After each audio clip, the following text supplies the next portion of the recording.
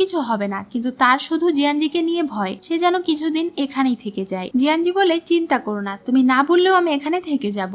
দেখি তো আমাকে কে মারতে আসে। এটা শুনে তো আড়াল থেকে চুকং অনেক খুশি হয়ে যায়। জিয়ানজি বলে, তুমি নিজের প্রাণ বাজি রেখে আমাকে বাঁচিয়েছো, কিন্তু তুমি তোমার আসল পরিচয় এখনো লুকিয়ে রেখেছো। আর তুমি এই সবকিছু করেছো যেন আমি তোমার সঙ্গে থাকতে পারি, ঠিক তো? চুকং আমতা আমতা করছিল। ঠিক তখনই জিয়ানজি তাকে কিস করে দেয়। তবে এরপরে আবার চুকং ও উল্টো তাকে কিস করে দেয়। এটা দেখে তো সে একদম শকড হয়ে যায়। সে একদমই এটা আশা করেছিল না, তাই সে লজ্জা পাচ্ছিল। চুকং এই কাজ করে আবার বলে, তুমি যা করেছো আমিও তাই করেছি, এখন শোধ বোধ। জিয়ানজি বলে, তাহলে কি তুমি চাও যে আমি সবসময় তোমার সঙ্গে থাকি? চুকং বলে, এত সহজ না। তুমি যদি আমার কাছে কাকুতি মিনতি করে বলো যে আমাকে বিয়ে করো, তাহলে হয়তো আমি ভেবে দেখতে পারি। জিয়ানজি বলে, আমি তোমার কাছে কেন নত হব? তুমি তো এখন পর্যন্ত তোমার আসল পরিচয় দাওনি। সে বলে, তুমিও তো তোমার আসল পরিচয় দাওনি। এরপরেই সে আবার বলে, আমি জানি আমার পছন্দ খারাপ হতে পারে না, আমরা দুইজন একদম পারফেক্ট ম্যাচ, এগুলো বাদ দাও। জিয়ানজিও এই সুযোগই বলে, ঠিক আছে, তাহলে আমাদের পরিচয় কোনো ম্যাটার করে না। চুকং তার কানে কানে বলে, আমি তোমাকে পছন্দ করি। তাদের দুজনেরই আনন্দ যেন আর আটকে রাখতে পারছিল না। তারা একে অন্যের সঙ্গে অনেক বেশি খুশি ছিল।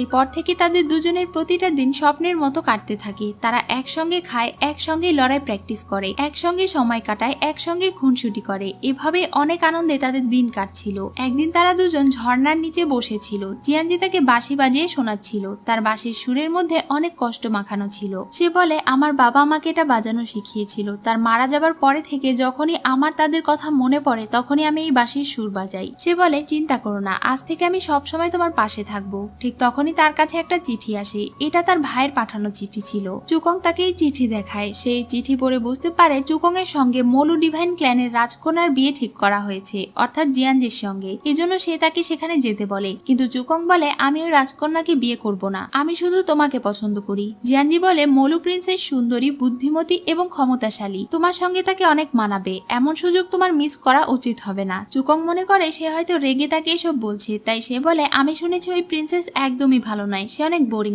আনরোম্যান্টিক আর সারাদিন নিজের কাজ নিয়ে ব্যস্ত থাকে। এটা শুনে জিয়ানজি তার উপরে রেগে যায়। চুকং বলে, আমি যদি সেখানে কখনো যাই, আমি তাকে একদম রিজেক্ট করে দেব। তাদের দুজনের মধ্যে এটা নিয়ে ছোটখাটো একটা ঝগড়া বেঁধে যায়। আর জিয়ানজি নিজের এত বদনাম শুনে রেগে যায়। চুকং বলে, তুমি রেগে কেন যাচ্ছ? সে বলে, আমি রাখছি না, কিন্তু আসলে তো একটা মানুষ নিজের বদনাম অন্য কারো কাছে থেকে শুনলে রেগেই যাবে। এটা তো আর সে জানে না। রাত পর্যন্ত সে তার উপরে রেগেছিল আর ভাবছিল সে তাকে সব সত্যিটা বলে দেবে কিনা, যে সেই হলো মলু প্রিন্সেস। চুকং সেখানে এসে তাকে বলে, সে তার ভাইকে বলে দিয়েছে সে মলু প্রিন্সেসের সঙ্গে দেখা করতে যাবে না, সে অন্য একটা মেয়েকে ভালোবাসে। এরপরে সে বসে নিজের প্রশংসা করতে শুরু করে আর বলে, আসলে আমি এতটাই হ্যান্ডসাম যে মলু প্রিন্সেস আমাকে দেখার সঙ্গে সঙ্গে আমার প্রেমে পড়ে যেতে পারে। তখন একটা বড়সড়